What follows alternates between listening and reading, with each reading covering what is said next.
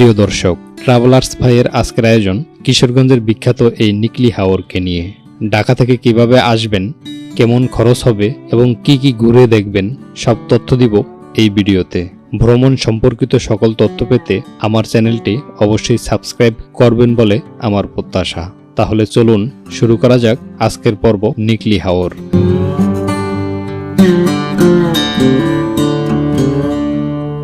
রাজধানীর ঢাকা থেকে ট্রেনে বা বাসে দুভাবেই আসতে পারবেন কিশোরগঞ্জে। যদি ট্রেনে করে আসতে চান সেক্ষেত্রে আপনাকে অবশ্যই আন্তনগর 11 সিন্ধু প্রভাতী ট্রেনে করে আসতে হবে। আন্তনগর 11 সিন্ধুর এই প্রভাতী ট্রেনটি বুধবার ছাড়া সপ্তাহের 6 দিনই কমলাপুর স্টেশন থেকে 7:15 ছেড়ে আসে কিশোরগঞ্জে।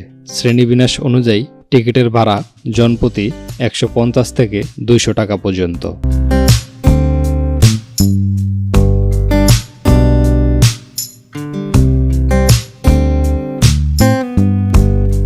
আর যদি বাসে করে আসতে চান সেক্ষেত্রে রাজধানীর গোলাপবাগ থেকে অনন্য সুপার এবং যাতায়াত নামের দুটি বাস প্রতিদিন ভোর 5:30 থেকে 15 মিনিট পর পর কিশোরগঞ্জের উদ্দেশ্যে ছেড়ে যায় এবং ভাড়া পড়বে জনপ্রতি 250 থেকে 300 টাকার মতো। বাসে করে আসলে কিশোরগঞ্জের পূর্বের স্টেশন কটিয়াদি বাস স্ট্যান্ড নেমে যেতে হবে।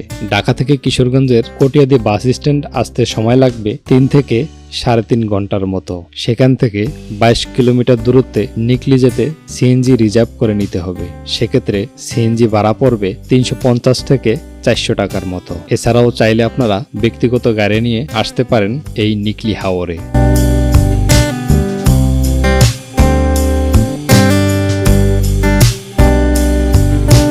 নিকলি হাওরে এসে সকালের নাস্তাটি দ্রুত সম্ভব শেষ করে ইজি বাইকে করে সরাসরি চলে আসুন নিকলি বেড়িবাঁধের শেষ প্রান্তে। এখানে এসে ঘণ্টাপ্রতি হাওরে ঘোরার জন্য নৌকার মাঝিদের সাথে দাম দর করে একটি নৌকা নিয়ে নেবেন। এক্ষেত্রে ছোট নৌকার ভাড়া পড়বে ঘণ্টাপ্রতি 300 থেকে 400 টাকা এবং বড় নৌকার ভাড়া পড়বে 500 থেকে 700 টাকা। যত বেশি সময়ের জন্য ভাড়া করবেন তত খরচ কিছুটা কমাতে পারবেন। এক্ষেত্রে সময়কে অবশ্যই মূল্যায়ন করতে হবে। আপনার হাতে কতক্ষণ টাইম আছে সেই অনুযায়ী নৌকা ভাড়া করবেন। তবে 3 ঘন্টার মতো হাতে সময় নিয়ে হাওর ভ্রমণ করবেন।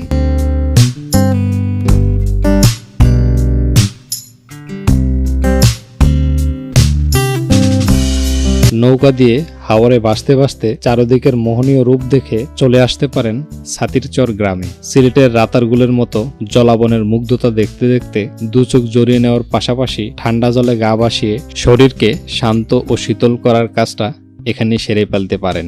বর্ষায় এই হাওরের পানির পরিমাণটা একটু বেশি থাকে, তাই অবশ্যই হাওরে নামার আগে লাইফ জ্যাকেট পরিধান করে নেবেন।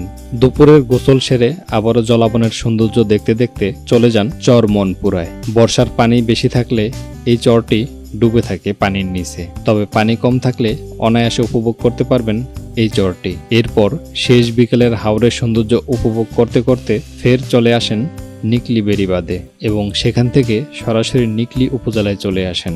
নিকলি থেকে ঢাকায় ফিরতে হলে আপনাকে অবশ্যই বাসে করেই ফিরতে হবে। তাই নিকলি উপজেলা মোড়ে এসে সিএনজিতে করে চলে আসবেন কটিয়াদি বাস স্ট্যান্ডে এবং সেখান থেকে সোজা বাসে করে চলে আসবেন আপনার গন্তব্যস্থলে। নিকলি হাওরের এই পানির রূপ দেখতে হলে আপনাকে অবশ্যই বর্ষাকালে ভ্রমণ করতে হবে। তাই নিকলি হাওরের ভ্রমণের উপযুক্ত সময় জুলাই থেকে সেপ্টেম্বর মাস পর্যন্ত। যদিও সেপ্টেম্বরে পানির পরিমাণটা কিছুটা কমে যায়, তবে বছরের যে কোনো সময় যেতে পারেন এই হাওরের ভিন্ন এক রূপ দেখার জন্য। আপনাদের ভ্রমণ সুন্দর ও সাফল্যমণ্ডিত হওয়ার কামনায় আজকের পর্ব এখানেই শেষ করলাম। দেখা হবে অন্য কোনো জায়গার তথ্য নিয়ে। ভালো থাকবেন, সুস্থ থাকবেন। আল্লাহ হাফেজ।